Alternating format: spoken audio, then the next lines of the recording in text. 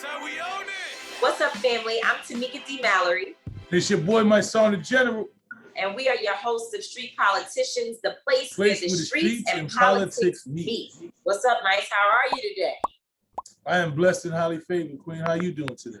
So we are just returning from Trae Weekend. I say Trae Week because I feel like I was there for a long time. In fact, when we taped one of the interviews that's coming up in the show today, I was actually on my way to the airport. And the only time that Mayor Ras Baraka had was right in that moment. And so we just stopped and got on and did the interview with him. And I'm glad we did that. And now we'll be showing folks in a few moments what took place in that interview. But Trae Weekend was, I'm really proud of Trae. You know, I was there before you. And so you were not there for the very first event, which I thought was just so, I mean, it moved me and it kind of set the tone for the rest of the weekend from my perspective, because I was there when they did a ribbon cutting, which was actually a rope cutting at Howdy Homemade Ice Cream. It is a Houston-based business. I think it's Houston-based, but certainly we were at a Houston location. And a large part of their employee base are people who have disabilities. And so all of the employees who have different issues, they were coming out. They were so happy to see Trae there. Hundreds of people showed up to get free ice cream. The mayor was there supporting Trae. And this partnership gives him the opportunity to bring more people who look like us to the workforce and to this partnership with Howdy Homemade Ice Cream. And I think it was just a real example of who he is and setting the tone for what the life of Trae the Truth means. I don't think that he is going to receive his full acknowledgement and flowers until much later on in life, because the best is yet to come. But at this point, if tomorrow, which, you know, it won't happen, of course, but if tomorrow Trae just said, oh, I'm going to another country, or I'm finished for whatever reason, he's done a lot. He's done a lot of great work. And the I guess the example of that, or the roots of the work, the evidence of his work was all over an entire weekend, several days of individuals showing up to support him, to show their love. Congresswoman Sheila Jackson Lee being in the building. She always supports Trae. Breonna Taylor's mother, Tamika Palmer. Who else did we see? George Floyd's family supported him. Of course, his George Floyd's cousin, Tootie is what we call her. She was with us all weekend, but her mom and her aunts and others just being there to let Trae know that he is loved and appreciated. And of course, Attorney Lee Merritt, who is going to be the next Attorney General of the state of Texas, and Until Freedom was in the building. So it just was a great weekend, and I'm really glad that we took the time to spend with our brother Trae the Truth. Yeah, it was amazing, man. Just Trae's stamina is just amazing to me. It's not like he was just present. It's easy to just come and be present, but to be directing, to be organizing at every event for 4 days straight, where there's probably about an hour or two in between each event, and he's full throttle and hands-on, making sure that everybody who came there with him was taken care of. He's checking on you every 5 seconds. You're good, everything is good, and understanding being an organizer, being an event planner, doing all those things, and understanding how 1 and 2 events I have you exhausted. But to watch this man constantly do that for 4 days straight without rest was just phenomenal, man. And he has so many different artists. Trae's first and foremost, he's a rap artist. He's real passionate about his music. So a lot of the artists came out and showed love. You had, Dave East, you had Herbo, you had my boy Derez Deshawn, you had so many. I can't even name. You said you said Dave Chappelle, B. Simone. There was a lot of people who was there to support. It was just so many people that just came out to show love for Trae, man, and being his brother. I'm proud just to be able to say I know somebody like Trae, man. The work Yeah, me too. he's done is just phenomenal, man. So salute. If you haven't been to Trae Days / Trae Weekend / Trae Week, you missing a big thing, man. It's a phenomenal event. So shout out to our brother. Yeah, and you know, the other thing that I was really proud of is that throughout the entire weekend, you know, I didn't see many violent outbursts or people who were, you know, so frustrated in the heat that, you know, we can get really, really like frustrated and it can be a lot of tension. But you didn't really see that because I think that Trae sets intention to be a person who folks know that what he's about is extremely positive. That doesn't mean in any way, shape, or form that he won't check you, because he will. He's definitely a man's man, but there's something about the energy of people around that they know this is not the time. And there's certain people who I notice or who I think would never come around because it's not the type of environment that they are looking to foster. And it just kind of brings me to what I've been seeing you talk about over the last few days, although I am always cautious and concerned whenever I feel like you are engaged in conflict with people who I think are, you know, real extra sensitive people who can't take a lot of critique. You take a lot of people who have so much to say about what you should do, what you did, what you didn't do, what happened in your younger years, people talking about your life, your career, and you deal with it. And even though at times I'm sure it's frustrating, it's when people say things that's just not true, especially people who you actually know, but you do deal with it and really brush so much of it off. But not everybody has the same ability to do that. And what I noticed from a lot of people, but particularly a lot of cowardly men, is that their response to dealing with someone that puts a mirror up to them is not always safe. It's not always good. And I think that a lot of the people who you particularly challenge are individuals who've already proven themselves to be, to be folks who are not. They're not, in my judgment, really. They have no real care about community. They're not really trying to save lives. They're not really invested in anything that would bring positivity or change or upliftment. I mean, even some of them will challenge you like, well, why haven't you done this or that? But they've never done it. They never would. They never participate and invest in those things. And so I'm always like, why do we even waste our time talking to these individuals? And I guess there's a method to your strategy of making sure that you provide alternative message to our youth. But it just gets frustrating to watch sometimes because I don't feel like those individuals that you're talking to or about are ever really going to change, because it seems like they've been sent here by somebody or something to do exactly what they're doing, which is to cause disruption.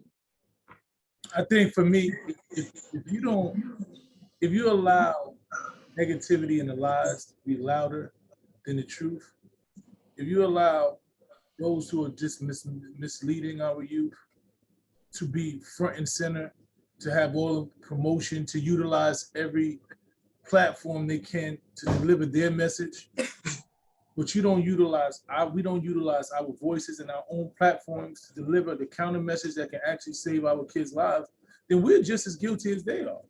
You know, if we just sitting there back watching these people spread these lies and say a bunch of bullshit, as I say, that really ain't true, you know, and advocate for a lifestyle that's detrimental to these kids' lives, to promote certain things that are detrimental to the survival and leading the culture into a direction that is ultimately a dead end, then what is the work for? For me, right? This people say, yo, you above this, I can't even talk to myself. If I'm from this community, right? And I know that there are people who utilize their platforms that have a real stronghold on my community, right? And because I've been blessed enough to be able to afford a different place of residence.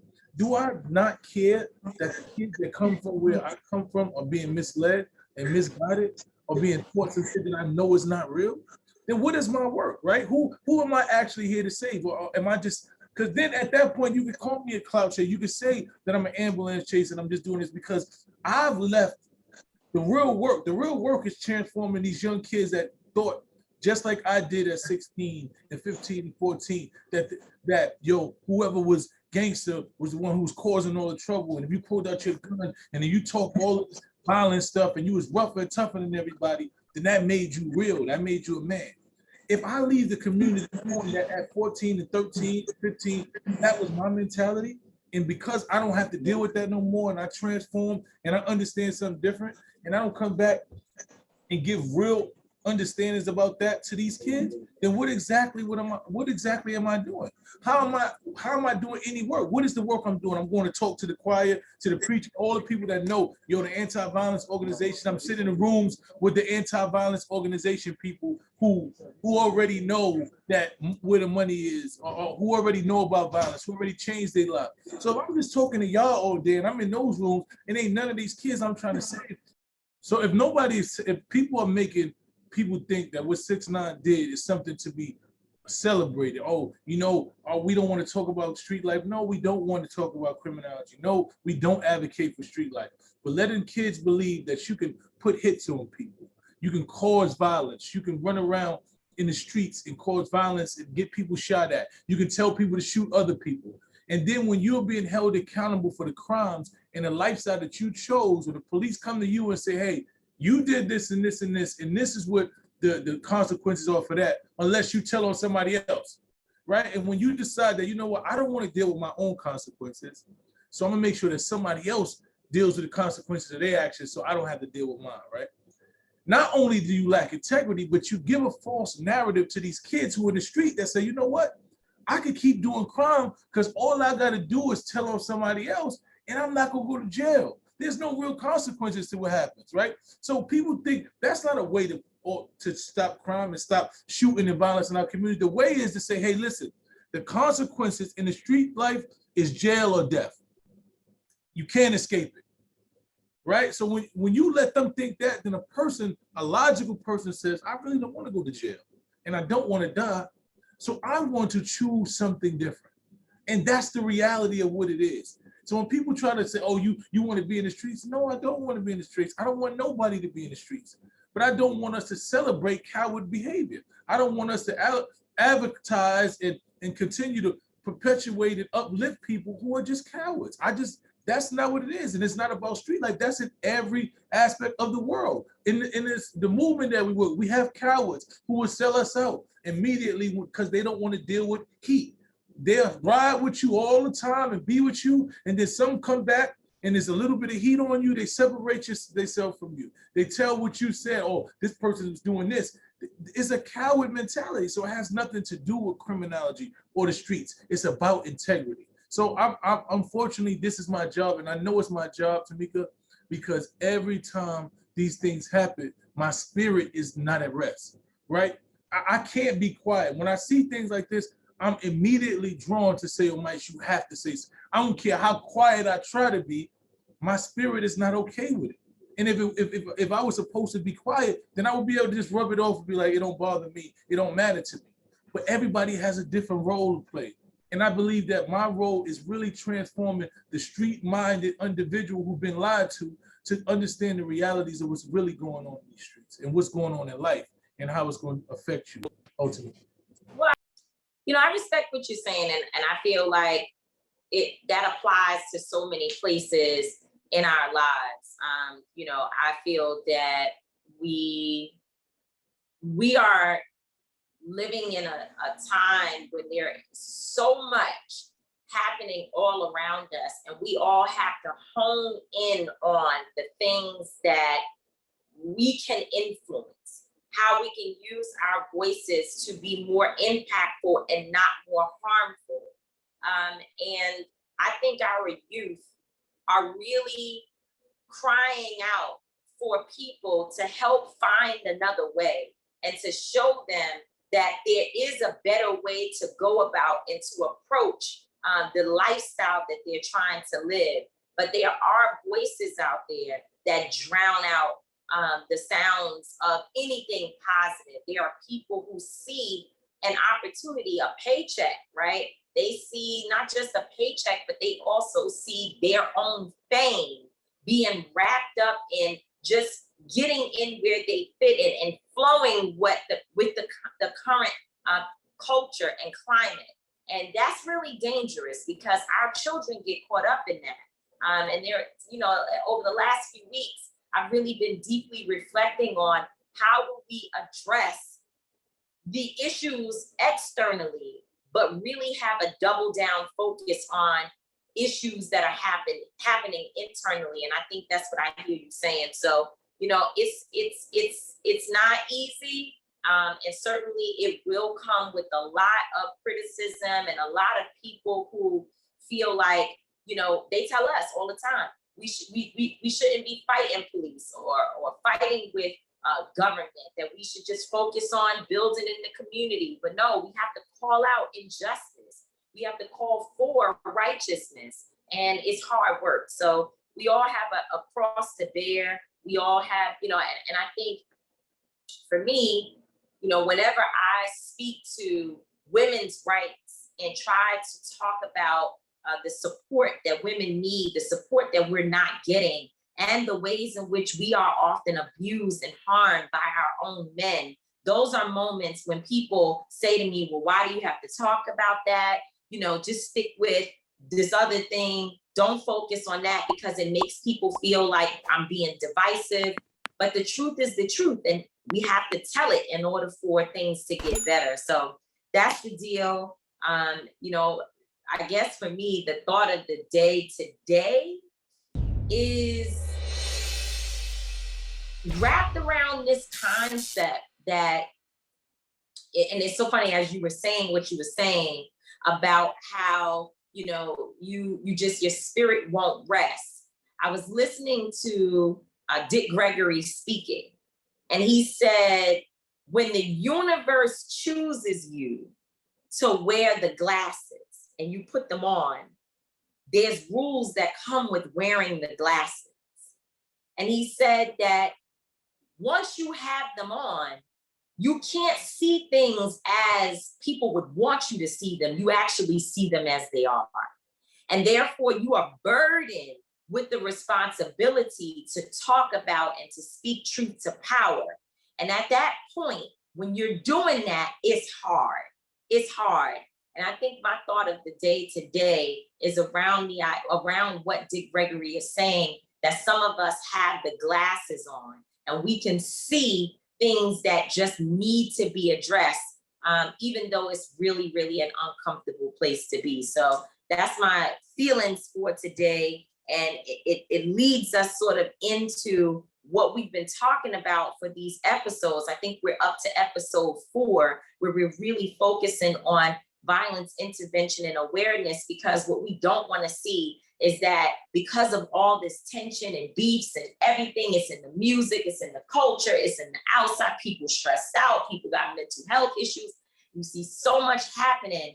We don't want there to be an excuse made to take us back to the 90s crime bill, where our people are just being locked up because folks are so frustrated and so afraid that they're just starting to call for more police and more punitive measures to deal with real serious community crises. So I guess I'm walking around with a little bit of burden on me today. I get it, Tamika. It's a lot, man. And I walk around with that burden. We both have heavy loads to bear, and I guess that's why God chose us to do this work together. So, I appreciate you for the work you do. And I know sometimes my voice, at times is a little scary. Not really scary, but it's like you wish that I didn't have to say. And sometimes I wish I didn't have to say a lot of things I do. But I know, coming from this hip hop culture, understanding the impact that it has on the minds of these kids, when I went and talked in these precincts, and I went to different detention centers and Rikers Island, I sat down with these 16 to 17-year-olds, understanding how the people that they follow in this culture, musically and everything, impacts the decisions that they made that actually put them in prison. Understanding that, I feel like I have a higher, calling. I have a responsibility because I understand how serious that is. I understand how your favorite artists and people you respect can literally dictate the outcome of your life, especially when you just in these streets and in this culture. So my moral compass is never going to allow me to sit back and watch people intentionally just mislead these kids. Like you said, I got the glasses on, so I'm gonna have to call it how I see it, man. So that brings us into this episode, which is going to be a very informative episode. Two people that we love who are on the front line doing this work. We have the esteemed, honorable Mayor of Newark, Ras Baraka, and we also have someone who he works very close with. She is the director of the Newark Violence Prevention and Trauma Recovery Center in Newark, and she's going to bring to you all of the efforts that are being done together. This should be a dope show. I'm interested to hear them. Once again, these are two of our friends, because we have friends that do dope work. So I'm definitely looking forward to this episode. Let's get into it. That's how we own it. So first, before we get started, usually for our Streets is Talking segment, we have our brand expert, Ms. Latoya Bond, to come and showcase a small business. We certainly want to keep that going. And so we'll be back to that in the next episode. Before today, we want to show you a video about the work that is happening in Newark. It's actually a clip that the media has done, an interview on the work that's happening to prevent violence in Newark, New Jersey. So we want to watch it together so that as we're talking to Mayor Baraka and also Ms. Lakeesha Eure, who works for the mayor and is really, as my son has said, she is managing the violence intervention and trauma work for the mayor on his behalf. Before we talk to them, let's watch this video and just get a real understanding of what it is that they're doing in a real hands-on way on the ground in Newark, New Jersey. In the wake of George Floyd's murder last year, Newark Mayor Ras Baraka announced the city would divert 5% of its police budget to community-based anti-violence programs. News 12's Brian Donahue got the first look at a summer program created as part of that initiative. But I've been working and trying to get myself together. On the sidewalk outside the small wellness center in a Newark neighborhood battered by drug violence and hardship, the stories pour forth of a torrent of trauma. There's Todd Carter, who's been shot 20 times, just recently home in Newark after an 8-year federal prison sentence for dealing drugs. As soon as they put you back in the world, they expect for you to be this new person, to go get a job to change your life, and you stuck. You don't know how to do that. Takia Reeves was shot twice at a nightclub in 2017 and nearly died. I ended up in the hospital on life support. I coded like about 7 times during 7 operations. And Carlos Smith is trying to find his footing after losing his job at Walmart weeks before his 20th birthday. Tragic, but something negative always happens to me around my birthday. All three were recently hired by the city of Newark for a unique summer job, getting their lives back on track. So it's a earn and learn type of a program. It's called the Safe Summer Academy. This is what I see for myself, right? This is where I want to go. At 4 sites in the city's toughest neighborhoods, 120 people aged 14 and up are paid $15 an hour to attend workshops and classes in things like overcoming trauma, managing finances, and starting businesses. Each is teamed with a caseworker or social worker to help them through. So the way that we approach this is from a public health lens, and we understand that people have social emotional issues, mental health issues, that depression and stress and all of those things are real areas and real places that our people are struggling with, and so we need to put some supports around them. Who's had a hardship in here? Raise your hand. Okay. Nobody else. Okay, we've had some hardships in here. That builds resilience. The program is part of the Office of Violence Prevention, started by Mayor Ras Baraka in the wake of the George Floyd murder, and funded with a diversion of 5% of the police department's budget. With so much debate over the phrase defund the police, Newark is providing this first glimpse at what that actually looks like. We don't say that we are defunding the police, we are refunding the people. One part of the program that's not on any syllabus is the hope and inspiration participants can get from each other. Like Reeves, for example, who after recovering from being shot went on to earn first her associate's degree and then her bachelor's in criminal justice from Rutgers. When I go see the doctors, their faces be like, you know, like, wow, you're not supposed to be here, but I am supposed to be here. You know, like, I have a story, I have a testimony. We all do. We all been through tragic stuff. I really just wanted to take what happened to me and you know, turn it into something good, something great, something better. So that's why this program is really helping me. So you're gonna be running this program someday. I hope so. I hope so. Speak that into existence. Yeah. I'm Brian Donahue. That's Positively New Jersey.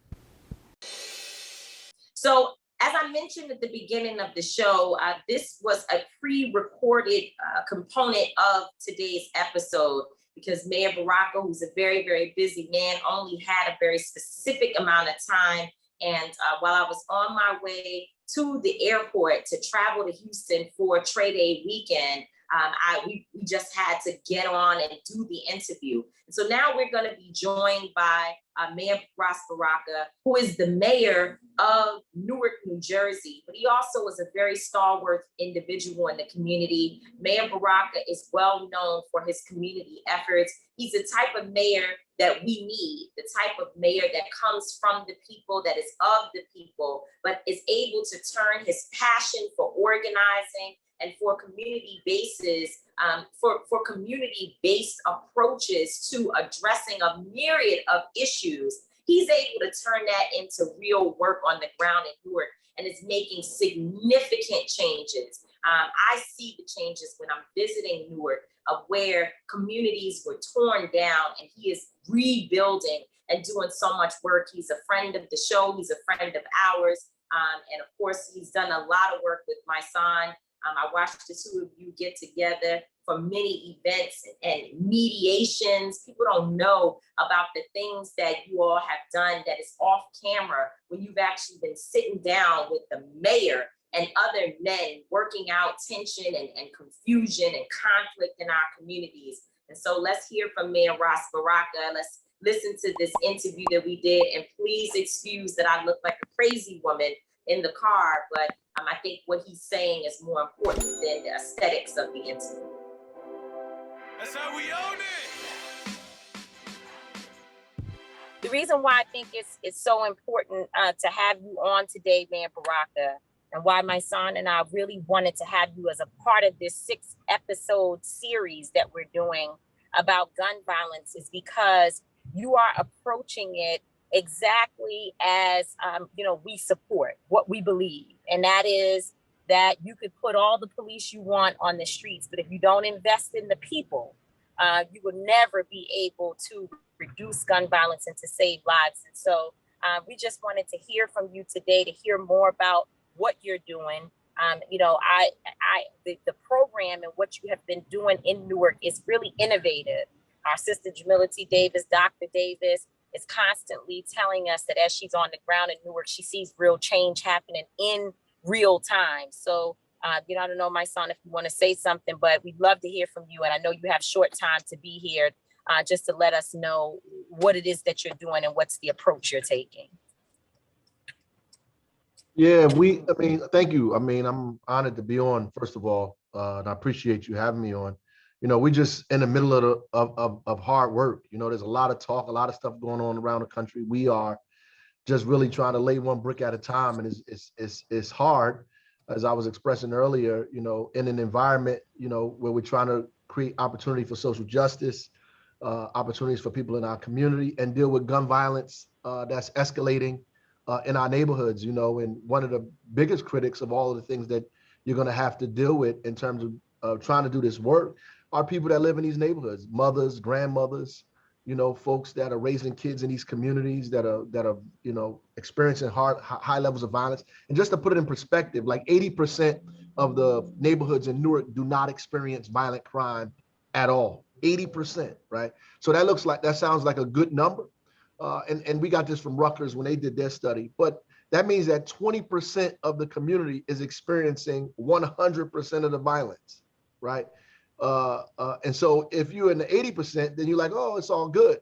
But if you're in the 20% of those neighborhoods, then you have a real serious problem, a dramatic problem. And so we have to figure out how to deal with both of those things, like how to create an atmosphere where we make the police respect our constitutional rights, where social justice is at the forefront of everything that we do, and reducing violence and crime. And so we think that public safety is not just the role of the police. Public safety is the role of all of us in this community. And so we need to give resources to other people in other areas where it's needed to help us reduce violence and crime and trauma that has been incurred in our community over decades.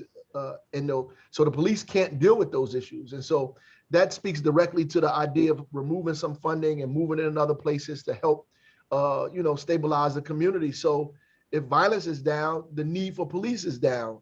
Over policing in those communities is down. And that's really how we're approaching it. Violence as a public health issue. We created an Office of Violence Prevention and Trauma Recovery. Keesha Eure is doing an outstanding job trying to put this together, and she's building it, as she's going, pulling community partners together, have a lot of consultants trying to figure out how to get this done, pulling all of the street organizations that do all of the violence intervention and prevention work together, everybody, and trying to get data and making sure that we tackle hot spots in areas, deal with trauma, deal with intervention in kids' lives, helping families from domestic violence to shooting victims, everything that they're involved in right now. And this summer, I think what Jamila is talking about, we, as a part of our youth development program, we've hired, and even some adults now, over 100, maybe 140, I think, folks who are directly involved with the legal system, directly involved in terms of shootings or shooting victims. We created our own program. We paid them to go listen to speakers, to go to forums, to deal with trauma training, to face the issues they're dealing with in their lives, to prepare them to stop the violence that they're involved in the community, and help them get employment. And that's what we're working on this summer, amongst a myriad of other things. Wow, that's amazing, man. Once again, I truly appreciate the work that you always do, man, and the way that you're so community-based in everything that you do.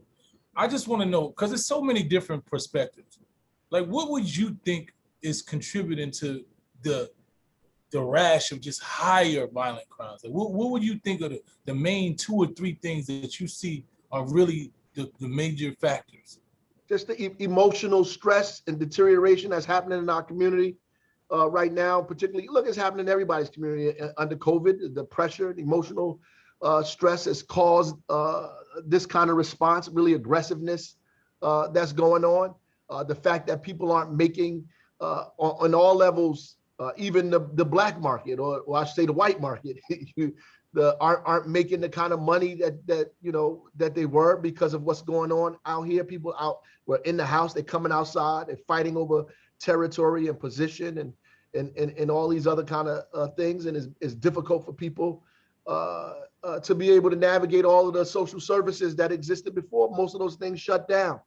The social services shut down, the courts shut down, everything's shut down. And so people out here really fending for themselves.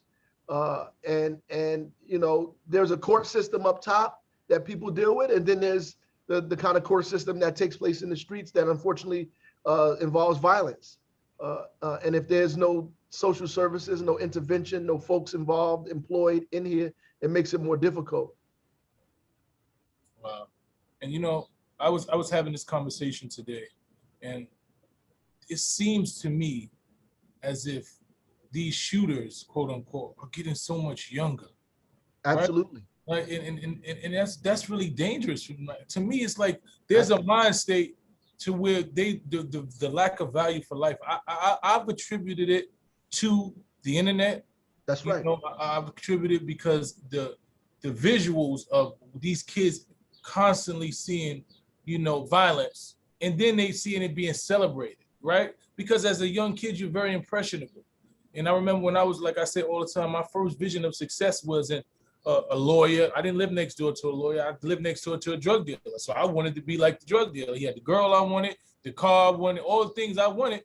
This was the person I seen. And so when you're seeing on this internet and you're seeing these young kids are seeing grown people being celebrated for violence and, getting uplifted, it has a toll, and it really just molds them. What do you think about that? I have a real life story. I mean, that's real what you're saying. I know a guy that I grew up with who's a lawyer, and I used to tell him, I said, look, I always knew you was going to be a lawyer. You're very smart. He said, I didn't know I was going to be a lawyer. That's all I knew. My father was a lawyer. He took me to his trials. I had law briefs on the coffee table in the kitchen. I said, I didn't know nothing else. And when people used to ask me what I want to do when I grew up, I would always say lawyer because I didn't know what else to say. And ultimately, it just drove me towards being a lawyer. Now, imagine you come home, it's not law briefs on the table, right? There's other stuff on the table. And the job they taking you to is not the courtroom or the clerk for some judge, but, it's the block or the corner. And so when people ask you what you want to be when you grow up, it's natural response, unfortunately, is the things that you see in front of you. And now they paying these kids, money that they, it's small money, but they paying the money out here in a very difficult economy to do this kind of stuff. And they think, and like you said, it's being celebrated. So they think this is okay. And they don't have anybody intervening. And look, the data tells us if you grow up in a household where your siblings or parents have been incarcerated, you're more likely to be incarcerated yourself. If you grew up in a household where you've been a victim or perpetrator of violence, you're more likely to be a victim or perpetrator of violence yourself. So we know who these kids are. Like we can identify, the social services system know, the law enforcement system know, the communities know. It's less than 2-3% of the people in the community that's committing 90% of the violence that's going on. So we know where they are. We know how to identify them. We know what's the atmosphere that's going to create them. So we have to intervene immediately. We know it's getting ready to go down. And to watch it happen almost makes us co-conspirators in it. That's a fact. Wow, that's deep. Makes us co-conspirators. It's so true because, our expectation is that what you're doing should be happening all across the nation. And it's not. And in fact, there are mayors, governors, and others who have pushed back against having a community-based program. And in fact, when we started the crisis management system in New York City with Erica Ford and A.T. Mitchell and others that you know very well, Mayor Bloomberg was 100% against it. In fact, he was 1,000% against it. He believed that legislation and policing were the only ways to address violence. And now to see what you're doing, it would seem to me that other mayors, and since we're just in a different place in society, that people would pick up your model and use it, but that is not actually what's happening. Let me ask you about the ARP funds, the funds that have come down or have been sent to many of the cities, which is a part of the COVID relief plan. Are you using much of those funds or a part of those funds to address these issues? And do you believe that other mayors should be using funds out of the COVID relief to address violence? And because some people may not see that there's a connection between the two. Absolutely, you should. And as a matter of fact, the White House was suggesting that people do that in terms of just the idea of hiring more youth in the summertime, dealing with the spike in youth violence. So all of those are ways to use the ARP dollar. So we are using some of the money around Safe Summer Initiative, hiring people in the summer, increasing the summer jobs, but also creating opportunities for grassroots organizations and nonprofit organizations to make a little money while servicing young people throughout the summer. And that's important because now you put these businesses back on their feet. You put these nonprofits, you give them resources and money and opportunity to put back into the economy. So you are servicing your economy and lifting your economy up by taking care of small businesses, grassroots organizations, nonprofits that are out here servicing young people with little or no resources at all. So you can use this as an opportunity to give them the resources that they need. Wow, giving them jobs, we think, is a critical part of this piece. And I know that you had talked about the resources that you all are giving to young people. Now, there's a gentleman, I can't remember his name. It escapes me now, but he is from Newark, and I've been told by others that he actually started this idea of paying people, not necessarily paying them, but giving people resources who were considered to be shooters and or problematic in society. They have issues. They've been in and out of the system. And so you all are focused on that particular population as a central component of this work. Absolutely. Like I said earlier, we know who they are. So the police department gave us the top 50 young people that we needed to engage it immediately. Wow. And so we went after those So folks. they know. So they know. Of That's course. that's the point. They know Of course they who know. Of the course. issue, who has the issues. They Sure. know where the problems are. And you Absolutely. all are taking them, instead of encouraging them to be locked up, you're trying to give them a second chance. Yeah, I wrote a letter to all of their parents, and I'm going to write another one to the parents of the new kids that are here now, just telling them, look, we know your kid is involved in this and involved in that, and before they either wind up in jail or dead, here's a series of programs that you can put your kids in right now. And as a matter of fact, if you want to speak about this further, here's our phone number, our address. Please come down and meet with us in person to talk about how we can service your child. Wow. And that's the work that needs to be done. We were just sitting here talking about how, all the social justice work that's been done over the past year and all of the strides, and how just this violence is something that the structure can utilize against us to try to pull back all of the work that we've done. So that's why I really commend when you're taking a proactive approach. A lot of the structure would like to take these kids and see them and prepare jails for them. They look at these kids and say, okay, these are the kids that are eventually going to go to jail. They're not redirecting them. They're not seeing that and getting in front of that and giving them resources and giving them different ways to direct their energy. They're just preparing to be able to lock them up. But you're taking an approach that we all should be taking in our community, that we see these kids and we can identify that they have some issues and they have problems. And we got to figure out whether it's mental issues, whether it's just too much energy, whether they're hanging around the wrong crowd, but we're giving them opportunities. I mean, you're giving them opportunities to redirect and be on a different path. And by the way, just like they have issues, they also have talents. And who's going to help them to develop that? And I think that, obviously I call you Ras, but Mayor Baraka, it's really commendable. And we're not just saying it because you're on the show and because we love you as a dear friend and brother, but it's commendable because who's going to save our children? If not us, then who? And it requires a certain love for our people to understand that you're going to have to fight the people that you're trying to help, right? They're going to do it every day. I know you do. If you work with black people, you fight every single day of your life. I'm gonna tell you a quick story. We was just at one of these events, and so the mayor's in the back and the guy's in the front, and he's pissed off with the mayor saying, "You ain't give me a job." Yeah. And he said, "The mayor didn't give me a job. He didn't hire me." So Ross didn't say nothing. He came, and then he comes to the front and he gives a speech, and he's talking. He said, "Well, everybody here is being paid to be here." That's right. So I did hire you.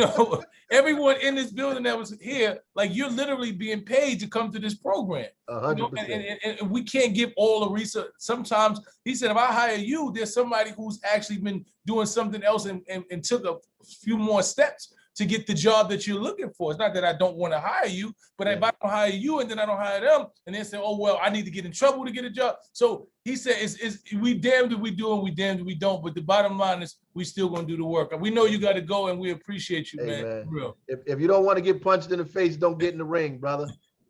That's what it's about. You got to deal with all of the blows that's gonna come at you. You just got to do the work that you know you're supposed to do. That's it. Trust me, we know all so well about that. We get punched in the face all day, all night. But we appreciate you, man. We know you're busy, and we appreciate you taking your time out.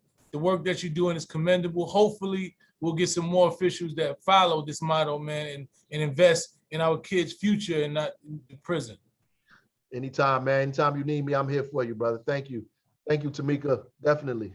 Thank you. I love you so much, brother. I appreciate you. Thanks for being with us. And we have to invite you back as we continue to go through this series to have more dialogue about the steps that need to be taken, because people act like they don't know what to do. Well, you're a shining example of how to get it done.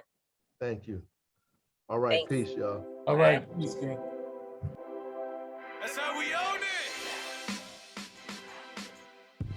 That was a dope interview. Yeah. Mayor Baraka, he's an amazing guy because he shows you how, coming from an organizer, he was once just a community organizer, then he went to being a principal and then council and then to the mayor, and the effect and the respect that he had in his community is what it is. And that's what I say about community-based organizations, having people from the community. The alternative to police presence in our community is about having people from the community who are respected and loved, and you can transform it. And that's the way that he approaches being the mayor. He approaches being the mayor from the lens of being someone who actually loves and cares for the community. So that shows you when you actually care about your community and you come from that community, you are more likely to want to do what's for the community. Yeah, and I think I agree with you, Mysonne. You know what I think?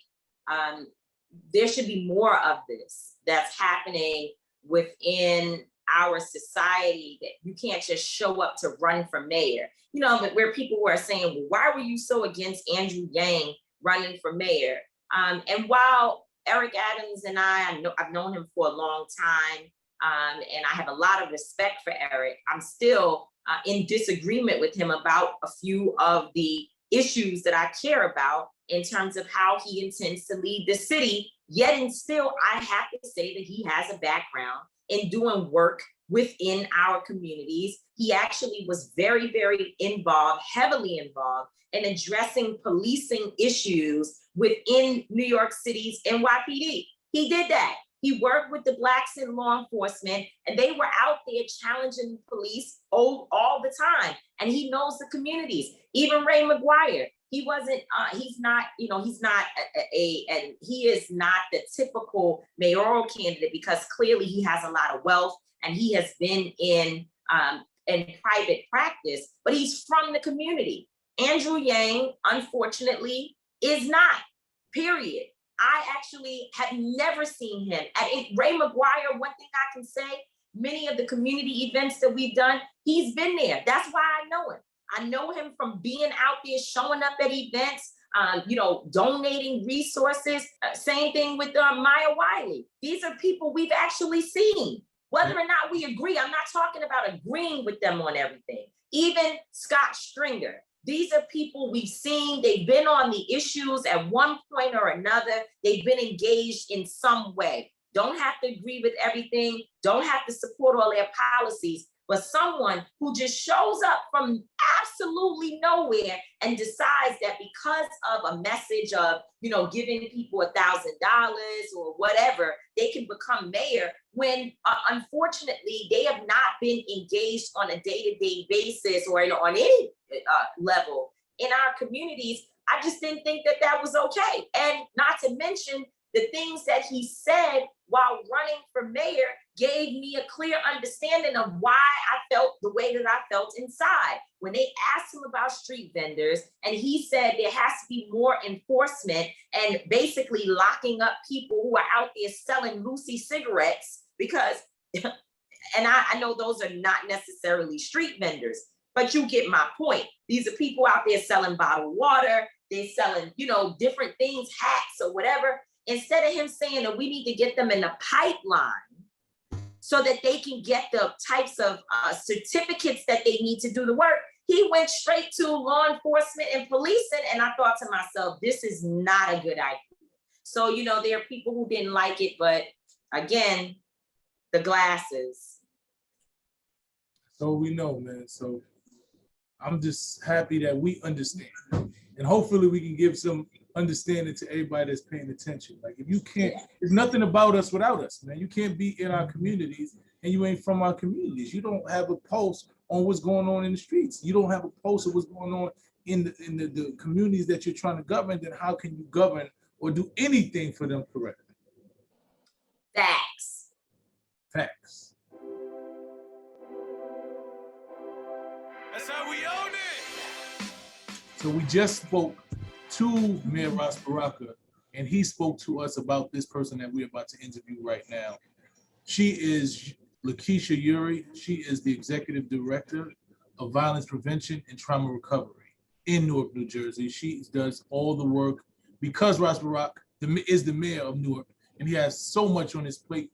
She is the go-to person for everything violence prevention and intervention inside of Newark, New Jersey. She handles so much. I've worked with her. She is a phenomenal sister. Lakeesha Eure, how are you doing today, Queen? I am good. Thank you so much for having me on the show today. Thank you so much. So give us Keesha, thank you. I just want to say hi. It's so good to see you. And every time I see you, we're working. So it's good to give you an opportunity to tell people what it is that you do every day and how much you make the efforts of Mayor Baraka make it real in Newark, New Jersey. Oh, thank you so much. We know that these front lines are certainly front lines, and we certainly shouldered shoulder to shoulder. So it's good to see you. It's good to see my son, and it's good to be on the show. Street politicians, right? That's who we are. That's right. So tell the people what it is that you exactly do. What does your position entail? So under Mayor Ras Baraka, maybe a year ago, in the awakening cries of George Floyd in the protests, there was this rallying cry around defunding of the police.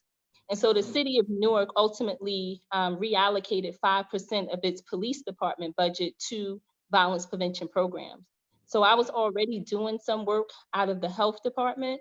And so what we did was we put domestic violence, sexual assault, and community violence under one umbrella. And so we're building out not just domestic violence, but community violence, but putting it in a place where we are approaching it from a public health place. So we're marrying public safety and public health, and we're having our own community-based public safety, where the police don't have to respond to everything, where the people are allowed to have a voice in public safety. And so we are getting a police precinct. So the city of Newark has 7 police precincts. And one of the precincts is going to be designated to the Office of Violence Prevention. So we're building out this office, and we're building a museum. So in this precinct, we're going to have a conflict resolution museum. And that museum is going to tell the history of the city of Newark's policing from the '67 rebellion up through today, to where we see changes that are happening in law enforcement and in the police department in the city of Newark. So my office is going to be responsible for the social services aspect, the mental health aspect. We have a Brick City Peace Collective, which consists of about 16 community-based organizations that's going to collaborate and come together and coordinate strategies to be able to combat some of the crime and violence in the city. And that includes mediating some of these conflicts directly. And so the office also has social workers, case managers, victim advocates, anti-racism and hate crimes unit, where people can come and report if they feel discriminated against based on race and ethnicity. And we also have clinicians and therapists, and a hospital-based violence intervention program. So it's a gamut of a bunch of things happening under this office. And yes, it has been entrusted to me to run it, develop the strategies, but ultimately because I come from the community, born and raised in the city of Newark. And we've soldiered together with Mayor Baraka before he was the mayor, before he was the councilman, when he was the principal of a school.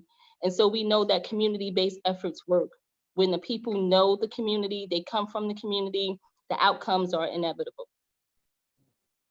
So you all, now, Mayor Baraka was telling us that the police, and I guess in conjunction with your office and others, have identified those people who are they're in crisis. So they, are folks who have been identified as the troublemakers, the potential shooters, and you all are working with them. And I know you say the office that you have said that the office you're working on, it's in progress, but this work is already happening. It's just that at some point you guys are going to have a center, which I hope will become a national model, even an international model, for how you bring violence down and how you work directly with the community. But every day at this point, you're doing this work, working with these young people, trying to get them employed and to keep them off the streets.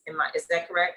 That's correct. So what we find is the data says that 4% and sometimes even 10% of the population experience the most crime and violence, or the small amount of people are committing the most crime and violence. And so rather than coming up with this approach where we are blanket, doing strategies, it's focused deterrence, right? We go right directly to the people who are committing the crime and violence and talking with them and seeing what is it that you need? Why are you robbing people? Why are you shooting people? Why did you join the gang that you're a part of? why are you, stealing cars? And just really trying to ask those questions and figure out what is it that we can do to get to the underlying portions of it. We have people, so the police do have a list, and they have a lot of intelligence around who people are, and what's happening and what they're doing. And their strategy is just to arrest them. That's their only strategy. But we're saying no, that's not enough, because we have this cycle of violence that continues to happen if we just keep arresting people. Because they're doing things from behind the wall, inside the wall, outside the wall. And so we want to find out what is going on. So we are implementing. So right now I have a summer program, and we're going to extend it beyond the summer. And it's called the Safe Summer Academy, where we went after and recruited those people that we know are creating the most crime and violence in the city, and we employed them. So I currently have 120 individuals, 14 to 17, 18 to 24, and then a 25 and over group. So I have about 4 sites, and these are the people that we know are creating the crime and violence or have been victims of, and we are trying to intervene so that they don't become the perpetrators of. And many of them have mental health issues, substance abuse issues, have been incarcerated, have dropped out of school. And so we're very intentional about this population, and we recognize some of the issues, and we recognize trauma. And so many of the staff are trauma-informed trained, and so we know what it takes to be able to engage them. So let me just ask you, first of all, what is the success rate at this point? And then the other thing is, or maybe you could answer this first and then talk about the success rate. But what type of work do you have these young people doing when you employ them? What are you giving them as opportunities, and are they learning a skill, a trade? How would you speak to the actual opportunities? And then what at this point do you think is, how do you think your efforts are panning out? So what I would say is that they are earning to learn, right? So it's an earn and learn program. So many of them, they are learning skills around social emotional, right? Anger management, conflict resolution. They're getting financial literacy, money management, entrepreneurship skills. They're doing vision boards. They're presenting their business ideas. The program is going to fund their business idea. We're going to give each of the participants $1,000 to get started their own business. And that may be something as small as a t-shirt business to socks, t-shirts, whatever it is, so that they can flip the game, right? So they can flip their hustle, the ones that may be hustling and selling drugs in the community, so that they don't have to steal cars to sell the parts to make money. So we're trying to show them better ways to be able to make money, how to look at their skills and really flip it into something more positive so that they don't have to go to jail. They're getting public speaking skills, so they're doing electrical, carpentry, welding, so hands-on kinds of things, OSHA 30 certification so that they can go on construction sites. So CDL licenses. So it just depends on the age range, but we're giving them some hands-on skills that they can take that's transferable to wherever they go. In terms of the success, I would say that every day that they show up is a success. Every day that we keep them for 8 hours off the street is a day that they get to live again, that they're not committing crimes and violence. So we have them on a 40-hour work week schedule. And in those 40 hours a week, we have kept the city safe. And so I would say that those are our small victories, but those are victories, and we have 120 of them. So we have stopped 120 people a day from being incarcerated or being hurt in the streets. So I would say that the victory and the success rate is in that, but we are gathering data. We are gathering information to see really where the impact is and what the real outcomes are going to be when it's over. So for the young people, we can't keep them past the end of the summer because they're going back to school. But for the adults who are disengaged, we can keep them through the end of the year. So we're going to extend it out. And we'll find job sites for them to go on. They went to the mayor's director meeting, and all of the directors throughout the whole city introduced themselves to tell them who they are. And they ultimately offered many of them internships. So, really trying to find some tangible things that make sense that they can really network and get something tangible out of it. I think I just want to know, because the work is, first of all, I want to congratulate you on the work because it's phenomenal. A lot of times people try to, diminish the defund the police strategy, and you actually utilize a word that, a phrase that I use is refunding the community. And, but I want to know, what do you think, like, based on the data that you've been doing, what do you think is like two of the most central causes of the crime and the violence in our community? I would say, as we're talking to them, we're asking them, like, what makes you what was causing you to go out? And for many of them, it's the culture, right? The culture of violence is popular, and it's normal. And many of them, well, my father did it, my brother did it, people in my family did it, and I saw them, come up. And, we ultimately know that the ultimate, is poverty, right? Money, a lot of times. But then I find that when they do get money, they don't know how to manage it, right? They don't have a plan for the money. Even if they do have it, there's no plan. And for other people, we're finding that stress, being overwhelmed, the culture in the inner city, right? People feeling disrespected, self-worth, self-confidence, self-esteem, all of those things are underdeveloped. And when you have that, then people lash out in ways that's violent, like they don't know another way, right? Lack of coping skills, lack of conflict resolution skills, that they don't know that there's another way to resolve conflict, that violence is not the only way to do it. Domestic violence is up. In the city of Newark, we have over 4,000 cases a year, domestic violence. Sexual assault, many of we don't even touch sexual assault because it's so taboo. Sexual violence that's happening. And we ultimately really attack the community violence, being at the shooting scenes, being at the hospitals, helping the families. And those seems to be the things that we are grinding all the time for.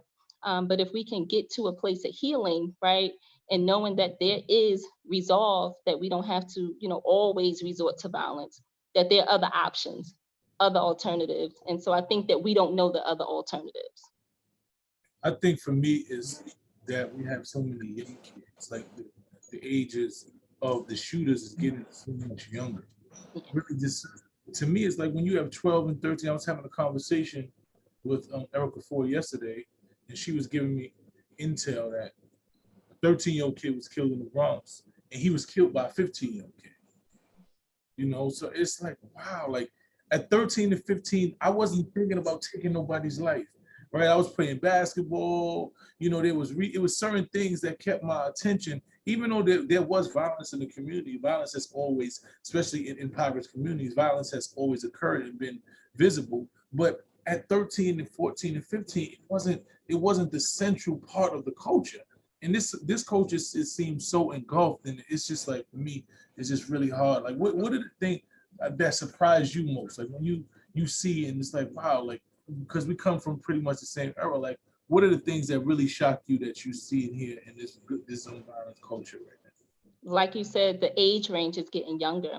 So our youth house is full of killers. Our youth house is full of shooters.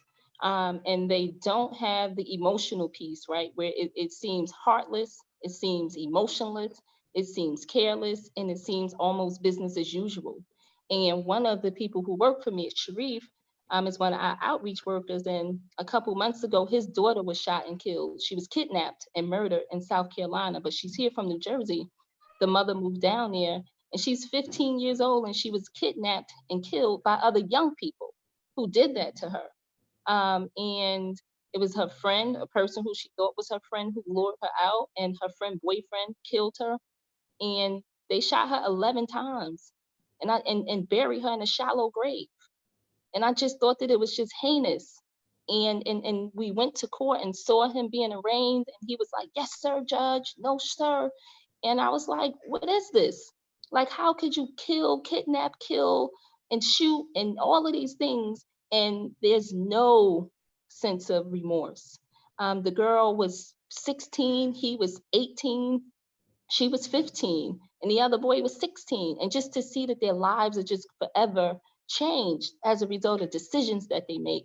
So I think that I'm always surprised at the heinousness and how many times one of the guys in the program got shot 9 times. One person got shot 20 times. The girl got shot 4 times.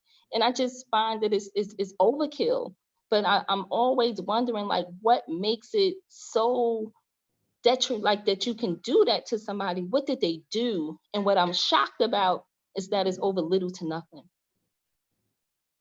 over disrespect, over you said something, over you posted a video, over you said this in a rap song, or you stole this car and said you can drive better than me. So we have these young people now in a battle over who can steal the most cars and who's the better drivers, and they're battling in neighborhoods over stolen cars and killing each other over I'm the better driver.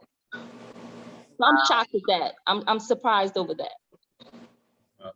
What is your skill set? Because the other thing, I probably focus a little bit too much on the naysayers, but in my life, while there are many times when people try to challenge us and say that, we are not, doing great work or good work or any work at all. I mean, you hear the critics at times, and I'm never as disturbed by the critics as much as I am when they say that we don't work on this issue or that people don't care about the violence that's happening in our communities. Because I know there are people who are on the ground, and I certainly since my son's father has been deceased, which was 20 years ago, I've been deeply engaged in this work and trying to support others.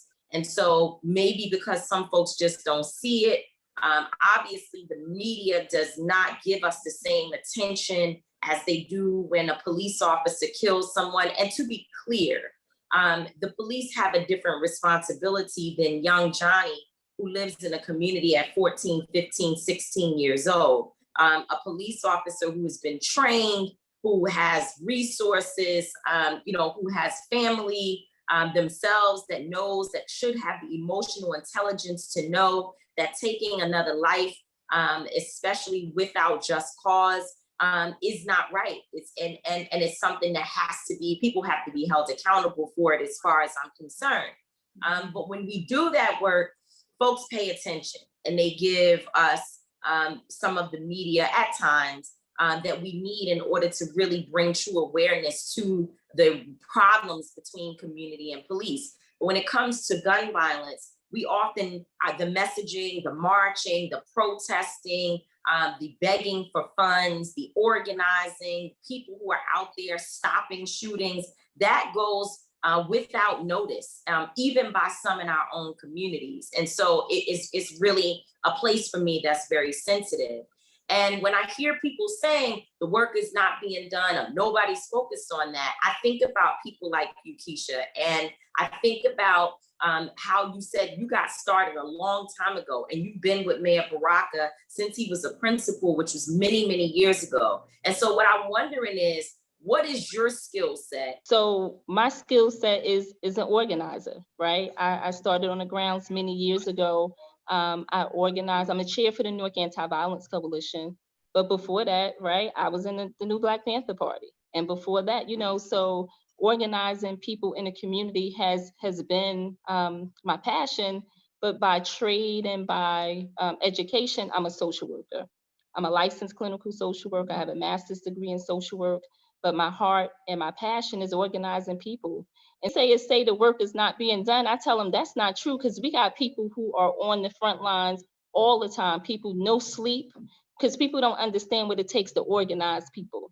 They don't understand that the phone calls have to happen, that we're at the hospitals with people, we're at the funerals with people, we're organizing the funerals, we're calling the mayors, and we're doing all of the things that the behind the scenes that it takes to get in front of the cameras or to make the awareness happen. So when I first joined the Newark Anti-Violence Coalition, the way that we brought attention to violence was by going into the streets and stopping the traffic.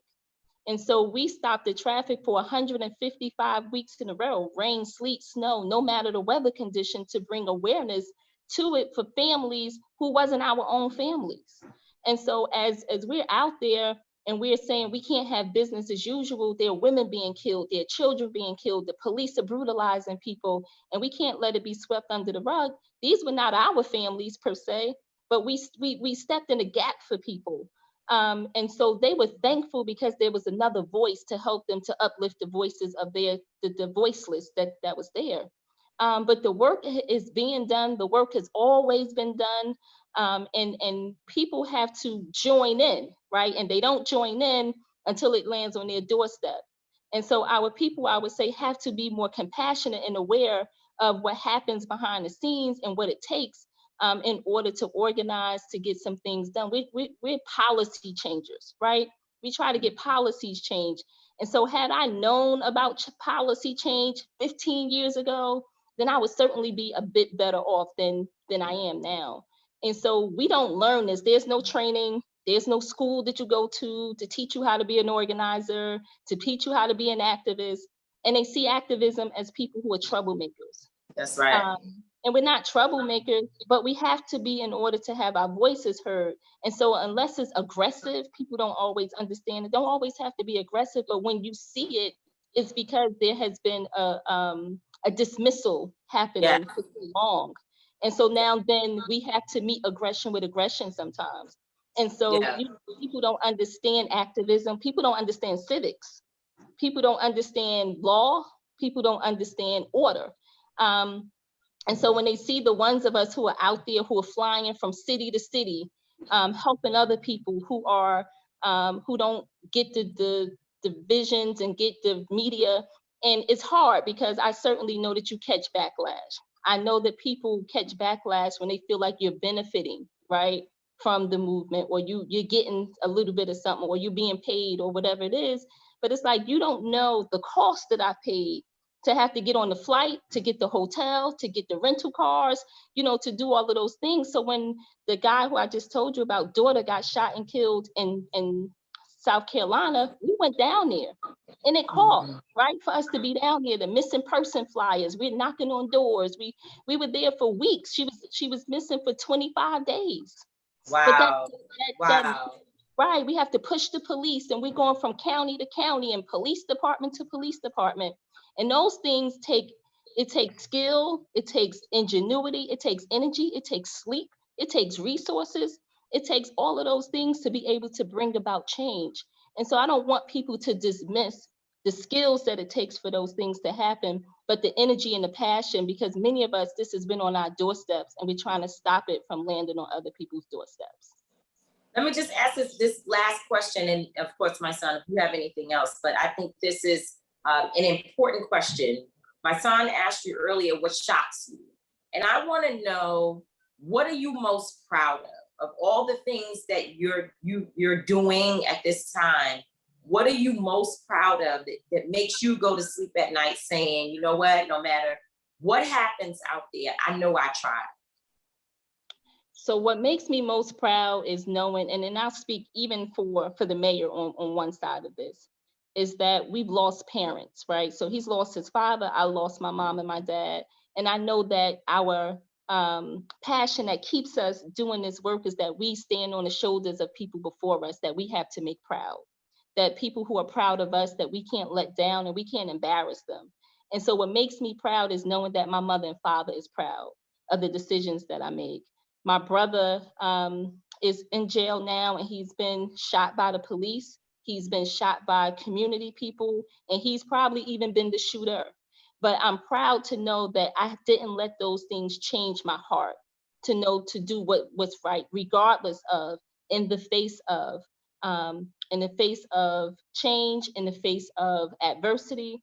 And so I strive to do what's best for the people after me, and to be able to be an example. So that's what makes me proud, that I think that my parents and people who poured into me, I had people from my neighborhood who poured into me, who taught me.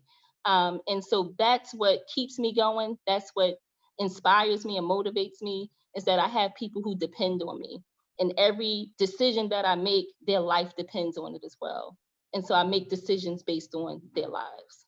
Well, I'm proud to say that I know you, and that I work with you, and you're an amazing person. It's good to know that we have people like you that do the work for the same reason we do it. All the backlash, all the whatever in the world would not stop me from doing this work, because I understand that our people need this work done.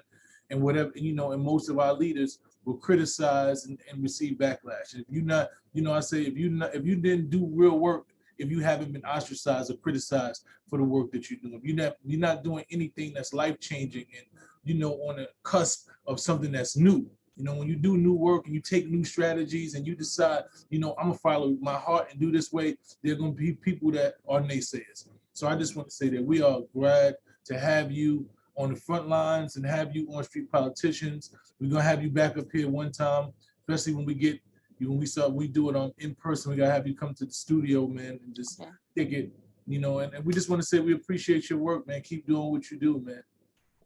Thank you so much, Keesha. We appreciate you so much. And it feels good to be able to highlight your work because I know that you wear it on your sleeve. And, I have to be the one to say because I think it's important. And I think the mayor would say as well, with all that he's trying to do and the fact that he's pulled in a million directions, as Mysonne said, when we first brought you on, he has responsibilities that are beyond violence prevention and intervention. And to have a strong Black woman sitting in this seat, helping to coordinate and organize people, I know it makes the mayor proud as well. That's why he mentioned you during his interview. And we want to do whatever we can to support you and to make sure that you are able to keep the stamina and the energy to keep going. And so thanks again. Thanks for talking with us, and know that we are here. The show is here, but we are also here personally to support you. Absolutely. I thank you so much for bringing me on. I thank the mayor for the opportunity. I think that when he first presented that he was going to do Office of Violence Prevention and he presented it to all the directors, nobody raised their hand and wanted the job. And they said, give it to Keesha. So I so I think that that it was just for me. And we know that what's for us is for us. And so I thank you so much for being partners in this work. And for holding the line. So thank you. Thank you, Queen. Take care. Take care. That's how we own it. I think what was interesting about Keesha and what she was saying, and we didn't get a chance to go back to it, but she talked about how the new work that they're doing in terms of taking one of the precincts and turning it into a violence intervention and prevention space where they will have all the services and people can actually walk in and access the things that they need, like mental health services and job placement and what have you. She said that came about as a result of the defund police movement. Now, you can't miss that because she was talking about the George Floyd protest. Therefore, what we all know is that people started calling for the police to be defunded across the nation, where we can take some of the resources. And as you entitled it some time ago, and I see many people are picking it up and using the title, refund the community, refund the people. And so as a direct connection between the movement for police accountability, there has been this work to prevent violence in our communities. And we have, unfortunately, those who try their best for many different reasons. I think some people just don't know and don't understand, but others are purposely trying to create a different narrative. But if you really focus and pay attention to the progress, the natural progression, the police accountability movement in many places has turned into folks doing more to support community efforts, which will ultimately bring down violence. So I was happy to hear her talk about that. And I think it is an example of how our movements connect and why we, as people who are frustrated, especially who don't necessarily see the changes that we're looking for, how we need to, we need to understand that in no way should we be looking at one part of the movement and believing that it is not connected to the entire pie. Yeah, I don't get it. That's why I don't get it. You pretty much broke my whole get. I don't get how people just don't get defund the police. I don't get how you don't see the direct correlation between poverty and violence. I don't get how you don't understand if you don't put resources in communities and you don't give kids access to opportunities and things that keep them out of the streets, if you don't put basketballs in their hands, you don't put computers in their hands, if you don't give them skill sets, if you don't provide them with different opportunities, then you're actually literally putting guns in their hands. So I don't get how this doesn't make sense to people. I don't get how you can look at communities where people are well-to-do all over this country, whether it's Black people, white people, all ethnicities. It doesn't matter what your ethnicity is. When you're in a community that is thriving, there is less crime and violence, and there's less police participation. There's less police presence inside of communities where people are well-to-do. So this is common sense, but people want to act like they don't get it, because what happens is this economy that we live in is built off crime. It's built off violence. The whole injustice system has to run. If you don't have anybody to lock up and there's no crime, then they're not able to make these billions of dollars of industries that they make that are based on the fact that crime is being committed. So they have to have impoverished communities. They have to have kids who don't have opportunities, who see violence and crime as the only way out to things. They have to create cultures of violence, like Keesha said. That's one of the things, the culture. They had to create the culture of violence. They had to make that violence utilized as a way out of your circumstances. When I talk about this all the time, we talk about the music. People say the music is this and that. The music is what it is because people see that you are celebrated for violence. They're only given record deals, and I said it again and I'll say it before, they're only giving record deals to those people who are active in the streets, who are really the shooters, who are really the robbers. You don't even have to have a skill set. But if you're talking about a real crime that actually was committed and you put that on a track, they promote it, right? So that people see, wow, real crime and real active street mess is what's gonna get me out of my circumstances, gonna get me out of the hood, which is a short-lived strategy, because usually is what's been happening lately. As soon as they are getting these record deals and they get out the community, they get locked up for the crimes that they talked about, or they get shot and killed by the person who they shot's brother or cousin or family member or somebody who sees them as an op. So, you know, we gotta really understand what it is that we're dealing with, man. It's gotta be a full-fledged, multi-pronged process to stop violence in our communities. And it seems like, I agree with you, everything you said, and it seems that Mayor Baraka has the right strategy. He has the right idea of what has to take place in order to ensure that we're not looking at locking more people up and or having police violence be the strategy for addressing issues that's happening in our community. When I hear Keesha talking about mental health support, we know that our young people need that, because if for no other reason, they must be traumatized by what they see in the palm of their hands on their cell phones every single day, whether it be violence, whether it be issues that's happening in the community, whether it be a lack of hopelessness. And then of course, as Mayor Baraka said, coming out of the pandemic, we know that people are in a real dire situation, mentally, physically, emotionally. And so there's a lot of work to be done. And I think Lakeesha Eure, having her as the woman that is behind the man, Mayor Ras Baraka, Newark is going to quickly become an example of what can be done to strengthen communities and how we end violence, not by being more violent, but actually by providing people with the services and resources that they need in order to feel whole.